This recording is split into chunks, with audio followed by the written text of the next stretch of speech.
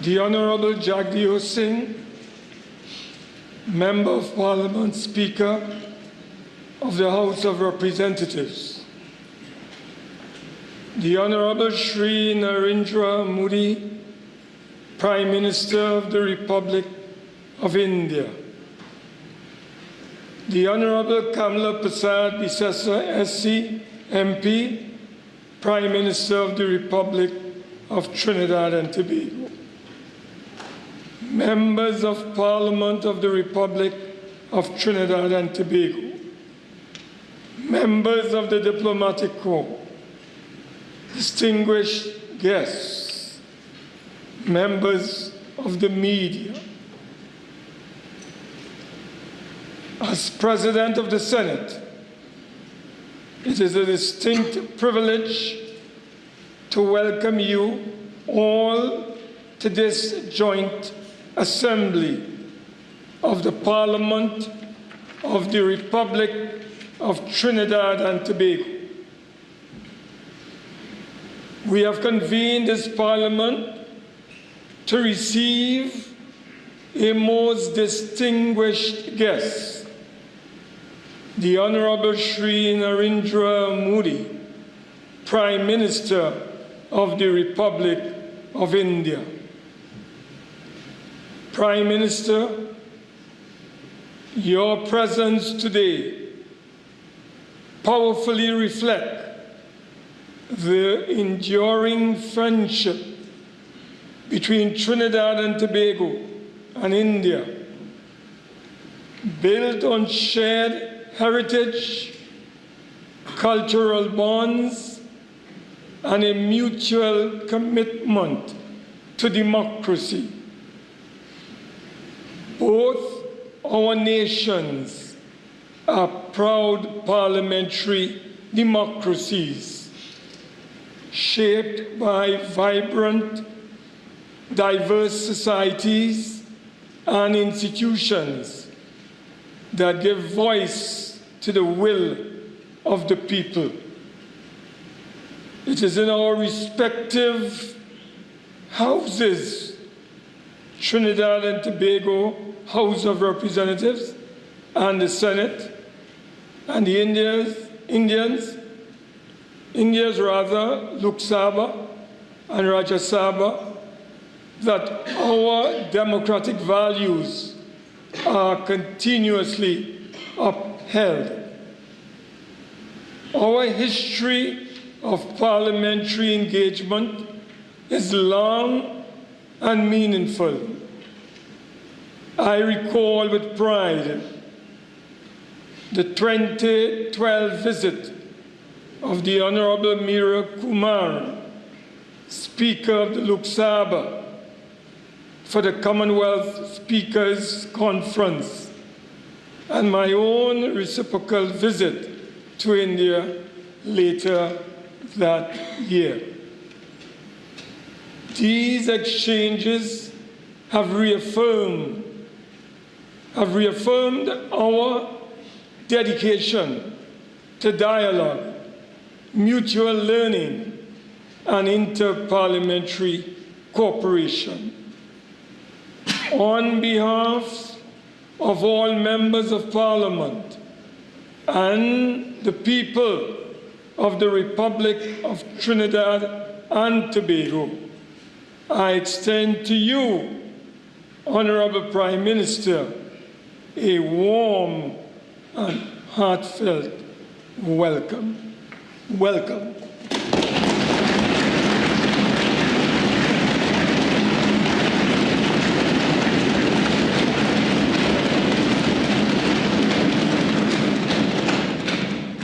Honorable members of the Joint Assembly, I stand today in this distinguished and august chamber before a powerful symbol of the enduring and lasting friendship of our two nations.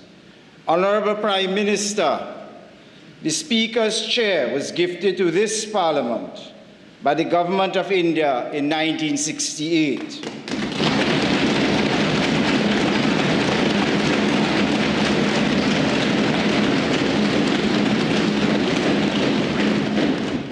the seemingly simple gift of this chair honors the deep-rooted ties between our two nations, and these exchanges serve to reaffirm our shared commitment to institutional dialogue and the enduring value of interparliamentary cooperation. I therefore, with the utmost privilege and profound pride, now invite you, the Honorable Shri Narendra Modi, Prime Minister of the Republic of India, to address this joint assembly.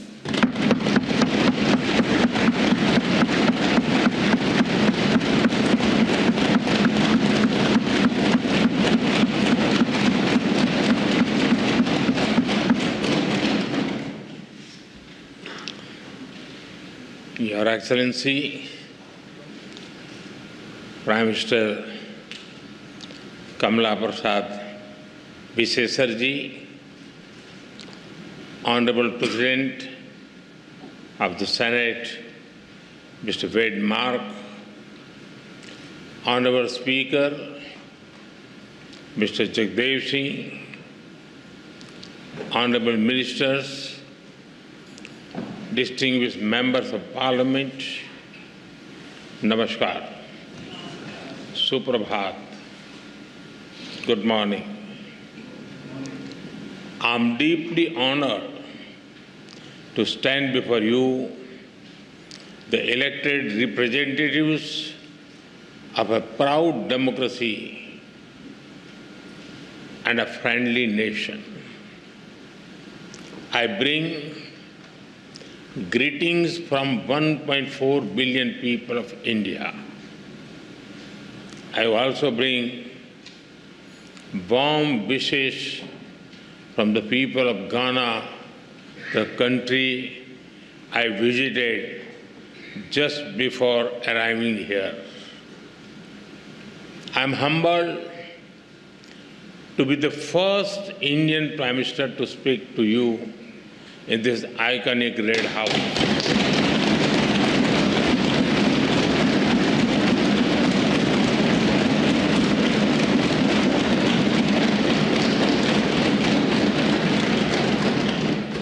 This historic red building has seen struggles and sacrifices of the people of Trinidad and Tobago for freedom and dignity.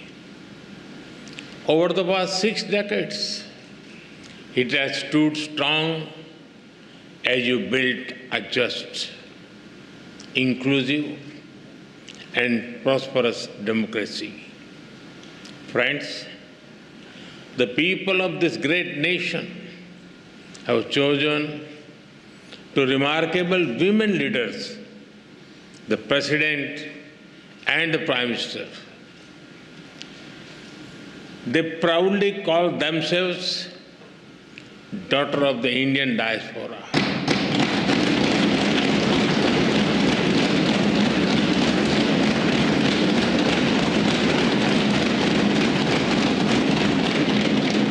They take pride in their Indian heritage. In India, we admire their leadership, greed, and determination. They are living symbols of the relationship between our countries, built on shared roots and shared dreams. Distinguished members, both our nations rose from the shadows of colonial rule to write our own stories with courage as our ink and democracy as our pen. Today, both our nations stand as proud democracies and pillars of strength in the modern world. A couple of months ago, you celebrated the Festival of Democracy by participating in elections. I congratulate the people of this country for their wisdom and vision for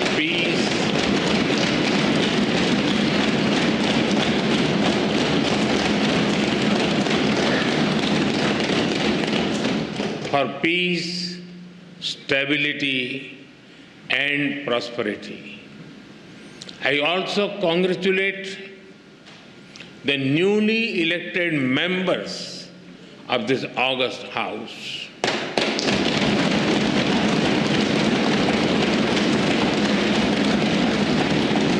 I extend special greetings to Prime Minister Kamalaji for forming the government once again.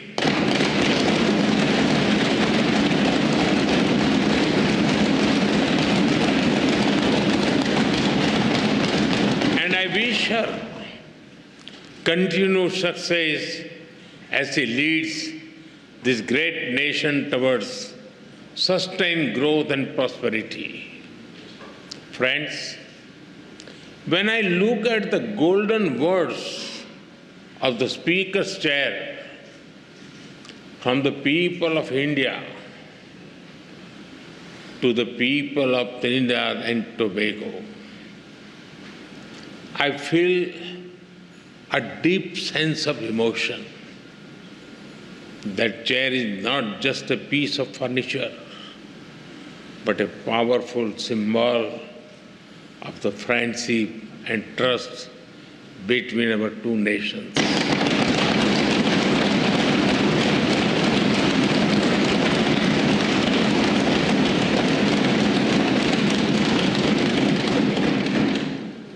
The words expresses the bond that one democracy feels for another.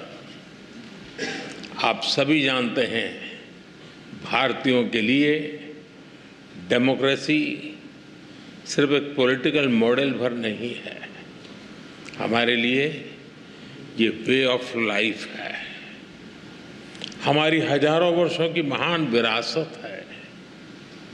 इस संसद में भी कई साथी ऐसे हैं जिनके पूर्वज बिहार से हैं। वो बिहार जो महाजनपदों यानी एंशिएंट रिपब्लिक्स की भूमि है। In India, democracy is not just a political system. For us, it is a way of life. Your parliament also has some members whose forefathers were from the Indian state of Bihar, which is famous for centers like Vaishali. Friends, there is a natural warmth in the connection between our two countries. I must say, Indians are among the most passionate fans of the West Indies cricket team. We cheer for them with all our heart, except when they are playing against India. The relationship between our two countries is based on the foundation of centuries-old bonds. 180 years ago, the first Indians arrived on this land after a long and hard journey. Oceans away, the Indian beats blended beautifully with the Caribbean rhythm. Here, Bhojpuri found harmony with Creole. Dal puri met doubles, and tabla met the steel pan.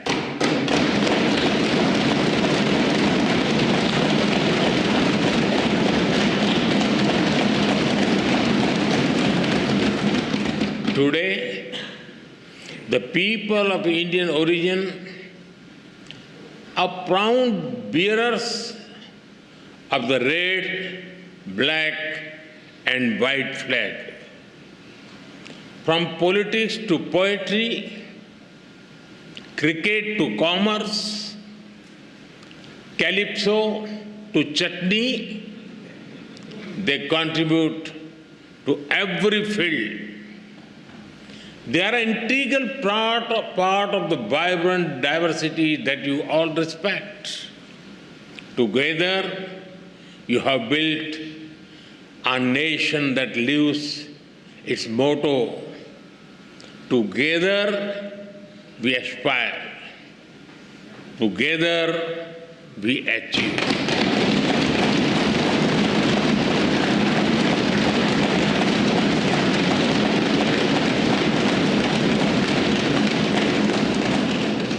Friends, earlier today, Her Excellency, the President, graciously confirmed upon me this country's highest national award.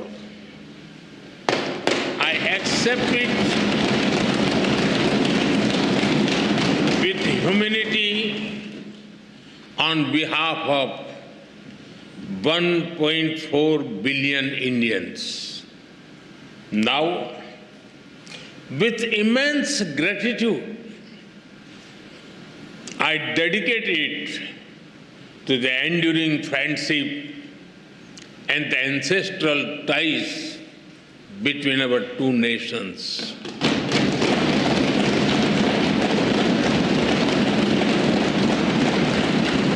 Friends, I'm delighted to so many women members in this House. Respect for women is deeply rooted in Indian culture.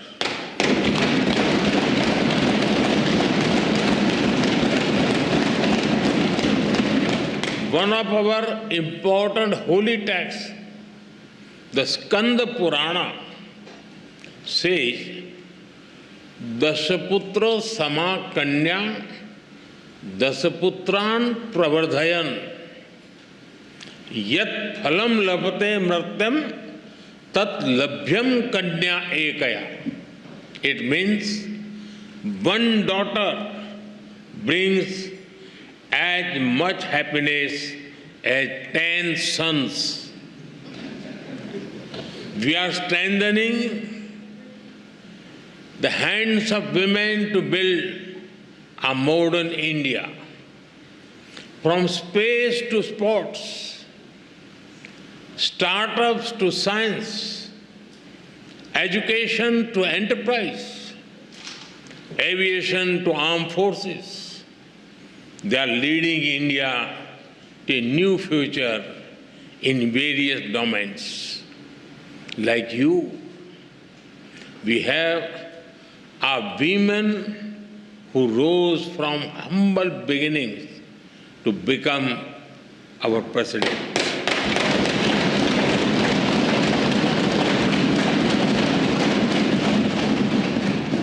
Two years ago, the Indian Parliament took a historic step.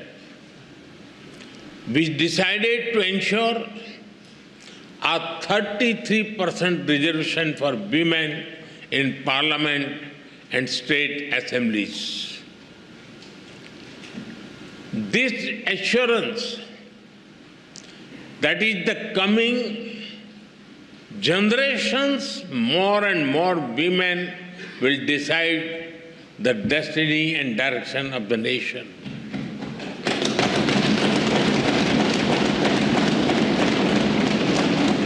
Women leaders are also thriving at the grassroots in India. Around 1.5 million elected women power local governor institutions. We are in an era of women-led development. This was also one of the important themes that we furthered during our G20 presidency. हम भारत में women lead development का एक नया model विकसित कर रहे हैं। अपनी G20 प्रेसिडेंसी के दौरान भी इस मॉडल की सफलता को हमने पूरी दुनिया के सामने रखा है। Distinguished members, today India is the fastest growing major economy in the world. Every sector, every region, and every society is part of this growth story. India's growth is inclusive and people-centric.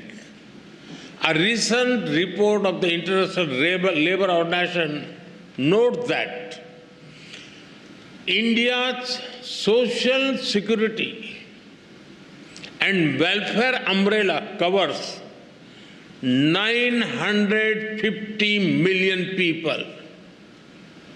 That is almost 1 billion people, which is a greater population than most countries in the world. Our vision for such inclusive growth does not stop at our borders. We see our development also as a responsibility towards others, and our priority will always be the global South.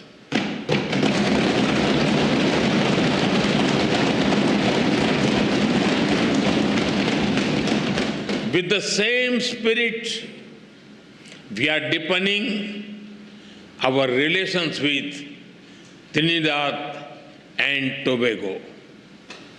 Our trade will continue to grow. We will encourage our businesses to invest more in this country. Our development partnership will expand. Training capacity, building, and skill development will keep human development as its center. Health has been and will remain a key part of our partnership. Many Indian doctors and healthcare workers have been serving here with distinction. We are glad that you have decided to recognize Indian medical standards. This will ensure access to high-quality, affordable medicine for all. We also welcome your decision to adopt the UPI, digital payment system. It is a major step forward. UPI has revolutionized digital payments in India. Powered by the platform, India has become the nation with the highest number of real-time digital payments in the world.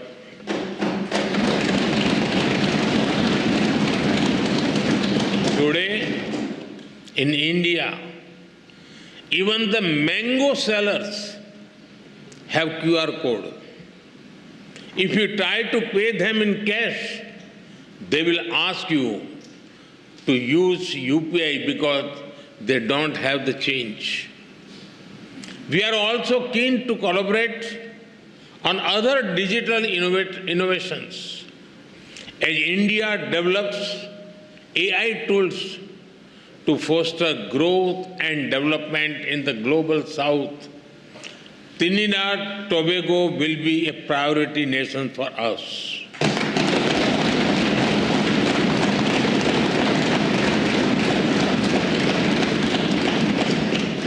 We will share our expertise in agriculture, horticulture, and food processing. Machinery from India will support your agro industry. And because development is about dignity, we will organize an artificial limb fitment camp and differently abled citizens here.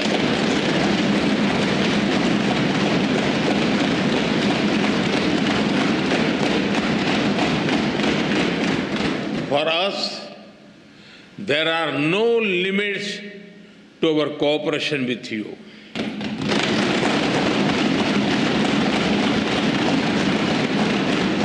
We will always be guided by your needs and priorities.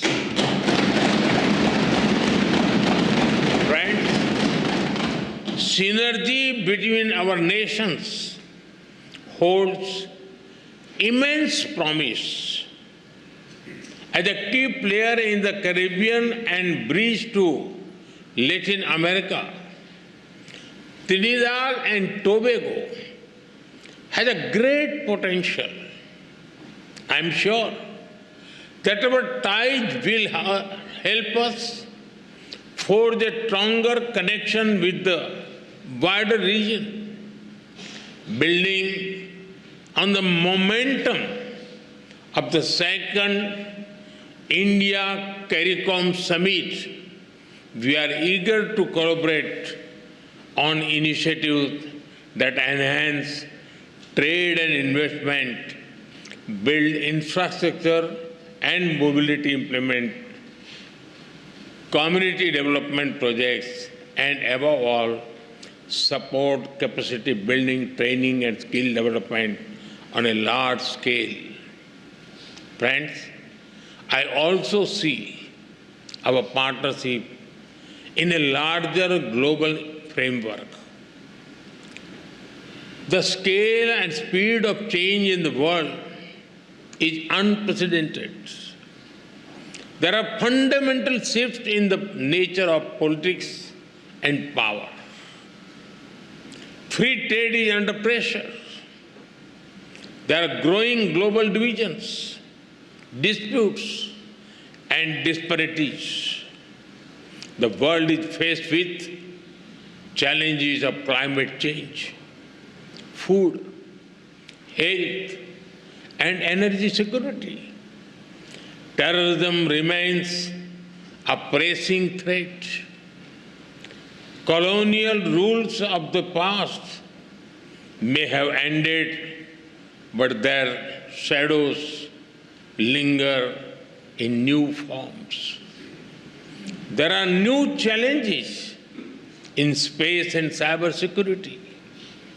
Artificial intelligence is unlocking the new opportunities as well as risk.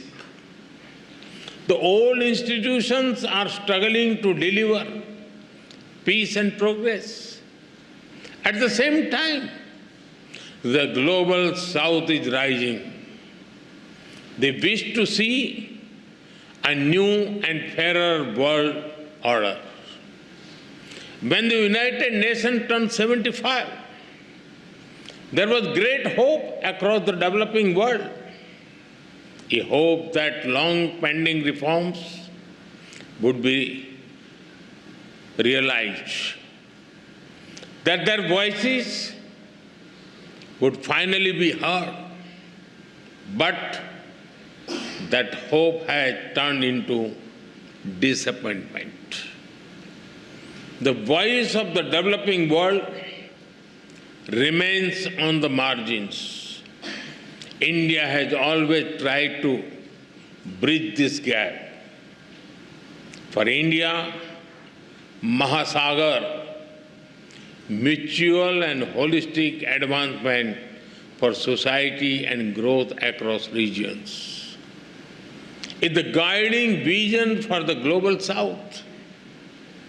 Whenever we got the opportunity, we have given voice to the global South. During our G20 presidency, we brought the concerns of the global South to the center of global decision-making. During the pandemic, while caring for our 1.4 billion people, India provided vaccine and medicines to over 150 countries.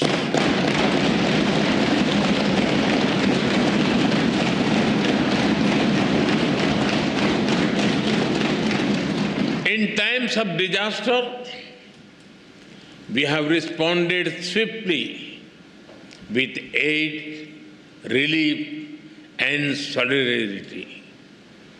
Our development partnerships are demand-driven, respectful, and without conditions.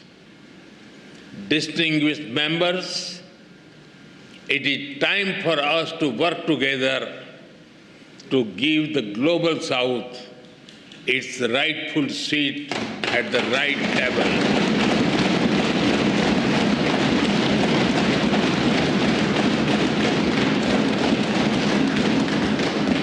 To ensure climate justice so that the burden does not fall on those who have contributed the least to the climate crisis.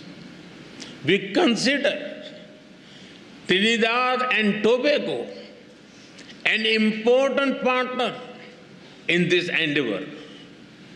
Friends, our two countries may differ in size and geography, but we are deeply aligned in our values. We are proud democracies.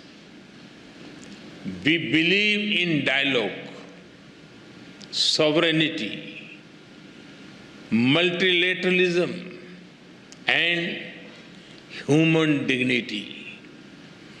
In these times of conflicts, we must remain true to those values. Terrorism is the enemy of humanity. This very Red House has itself witnessed the wounds of terror and the loss of innocent blood. We must stand united to deny terrorism any shelter or space. We thank the people and the government of this country for standing with us in our fight against terrorism. Friends, our forefathers struggled, sacrificed, and had dreams of better lives for future generations. Both India and Trinidad Tobago have come a long way on the journey to the future we have promised our people. But we still have a lot to do by ourselves and together. All of you, as members of the Parliament, have a vital role in shaping that future. From Ayodhya to Arima, from the Ghats of Ganga to the Gulf of Paria, may our bonds grow ever deeper and our dreams ever higher. With these thoughts, I thank you once again for this honor. As you say here, with grace and pride, respect due. Thank you. Thank you very much. Thank you.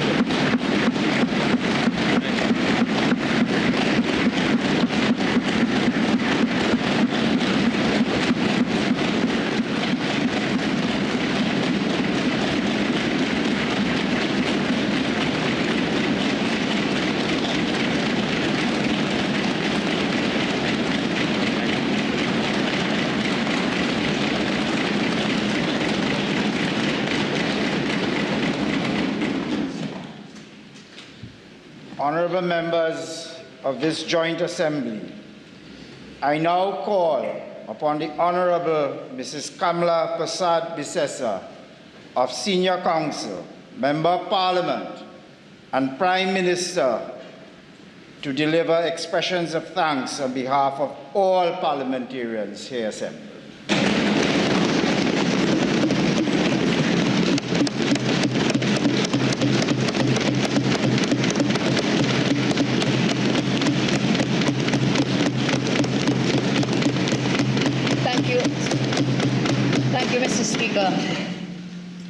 Honorable Speaker of the House, Honorable President of the Senate, Your Excellency Prime Minister of India, Shri Narendra Modi ji, and the Indian delegation who have joined us in this very august chamber, we say welcome. Excellency Dr. Jaishankar, Minister of External Affairs of the Republic of India, Your Excellency Mr. Pradeep Singh, High Commissioner for the Republic of India to the Republic of Trinidad and Tobago, honorable members of Parliament, esteemed members of the delegations, our very distinguished guests, and indeed members of the media, I say good morning to each and every one of you. Before I speak of the present, allow me to honor the past quickly and quietly etched into the heart of this, the seat of our democracy, the House of Representatives. I say to you all, welcome to Bhawan, the People's House, all of you.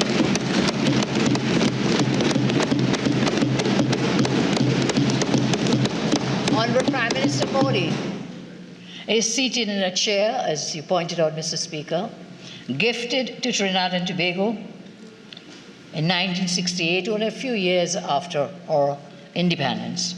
And that description that Honorable Prime Minister referred to, I would like to repeat, because it's a very important description. It says, from the people of India to the people of Trinidad and Tobago. So more than just furniture, that chair is a living symbol of our shared values, the supremacy of the rule of law, the sanctity of democracy, and the enduring belief that dialogue, not division, must guide us.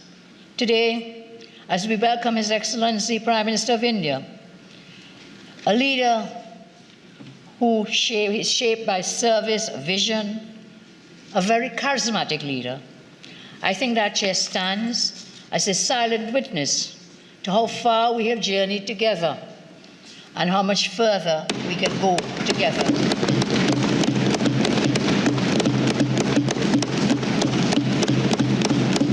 Honorable Prime Minister Modi reminded us that this year, 2025, marks 180 years since the first indented laborers arrived on Nelson Island.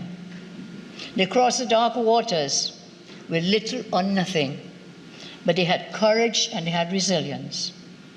Theirs is but one thread in our national tapestry, woven alongside the sons and daughters of other nations whose children were also brought to our shores. Together, we have built Trinidad and Tobago.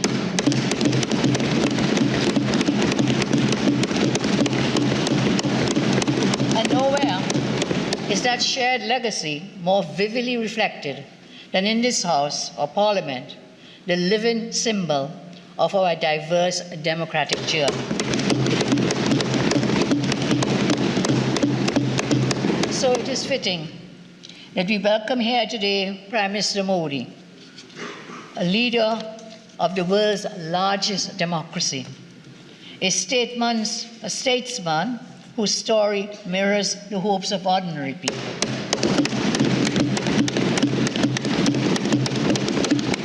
And in these chambers, the voices of our ancestors echo, and it is here through unity and principled dialogue that we carry their legacy forward.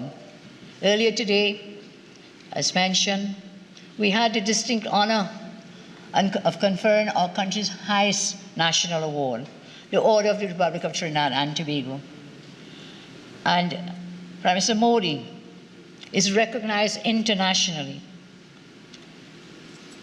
as one of the world's most respected, most admired, visionary leaders who has transformed and redefined and repositioned his own country as a prominent and dominant global power.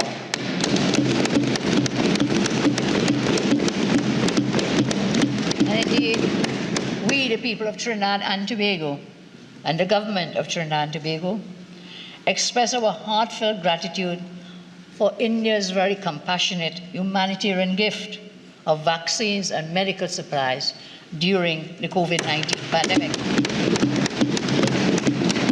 And I want us to remember that when some countries were hoarding their medical supplies and their vaccines, it was Sri Modi ji who ensured that even the smallest and most vulnerable countries, including Trinidad and Tobago, received these vaccines as a gift.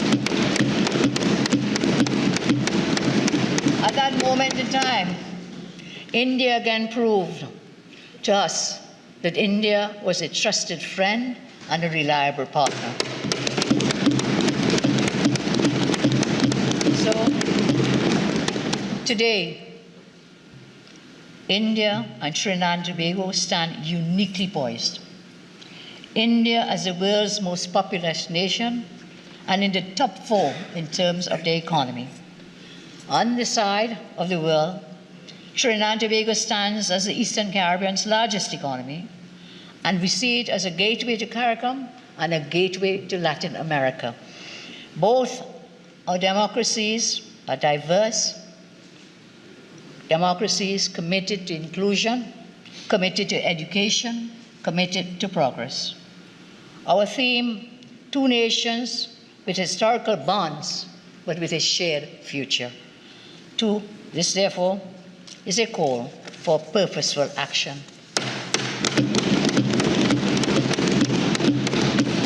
Some of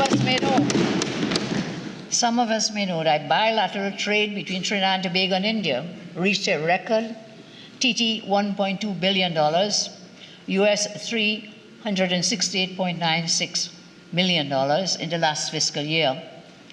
Trinidad and Tobago exports to India energy products, including ammonia, LNG, methanol, whilst on the other hand, we import from India pharmaceuticals, textiles, and industrial goods. As we look ahead from today, as we move ahead, we aim to expand our exports, Honorable Prime Minister, to tap into India's 1.4 billion population. And that is 1.4 billion consumers. We are also pursuing a partial scope trade agreement, the first it would be from a CARICOM country, and we are laying the foundation for a new bilateral investment treaty. Honorable Prime Minister, India's status as the world's pharmacy is well established, with institutions like Serum Institute and CIPLA saving lives globally. If I may be personal a minute, just this morning I had a course to use CIPLA, imported from India. So we welcome our agreements.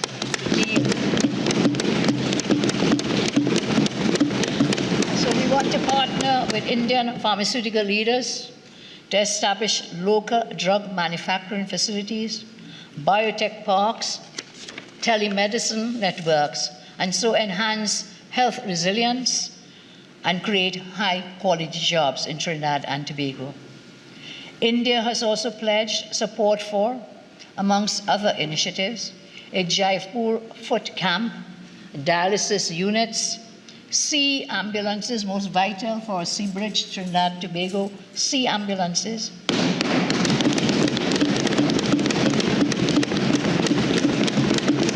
And these initiatives will directly benefit both Trinidad and Tobago. Energy remains central to both our economies. We are in discussions with Indian companies to participate in various energy-related projects here in Trinidad and Tobago. And we are proud to join India-led initiatives such as the Global Biofuels Alliance, Biofuels Alliance, and we thank Prime Minister Modi for presenting Trinidad and Tobago, gifting to us a solar rooftop system, a symbol of our shared commitment to sustainable energy.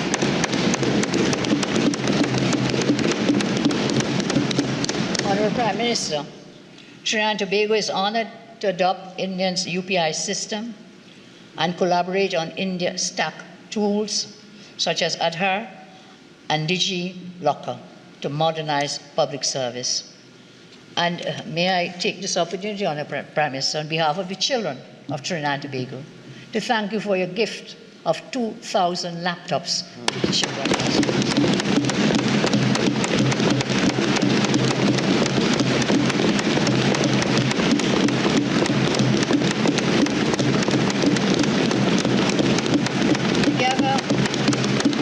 Together, it is our aim to position Trinidad and Tobago as a digital hub for the Americas and to empower a new generation of tech-savvy citizens here in our land. India continues to support our security efforts, which we know is a serious challenge for us, through their training under the ITEC program and through assistance in establishing here in Trinidad and Tobago a regional forensic science center.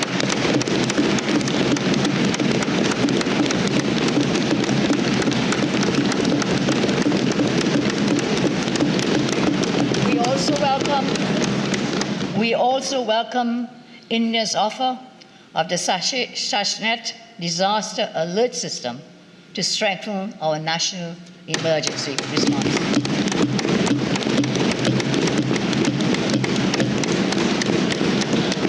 Yes, again, India continues to enrich our nation through scholarships, through training, through cultural exchanges. We are renewing academic chairs at the University of West Indies in the field of Ayurvedic medicine.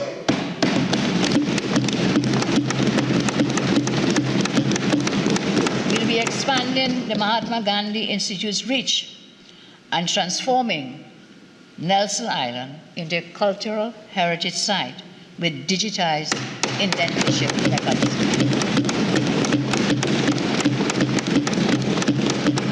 As I close, I say this visit is more than just diplomacy. It marks the dawn of a renewed South-South partnership, grounded in shared history and grounded in forward-looking purpose. From cane fields we all came. We have come to digital frontiers. India and Trinidad and Tobago now walk as strategic partners.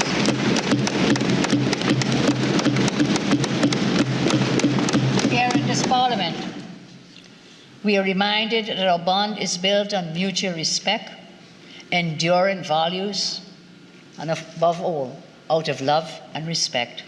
Prime Minister Modi, we thank you for your presence. We thank you for your vision.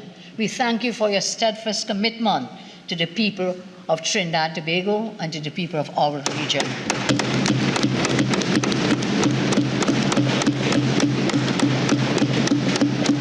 Your honored presence reaffirms our shared commitment to unity, to innovation, and to peace.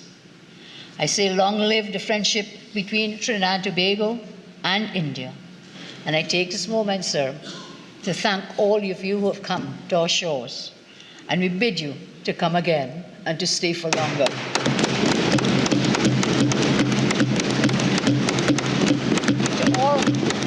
To all of you who have contributed to making Prime Minister Modi's visit to Trinidad and Tobago the resounding success that it has been, we say thank you very much. Thank you, Mr. Speaker.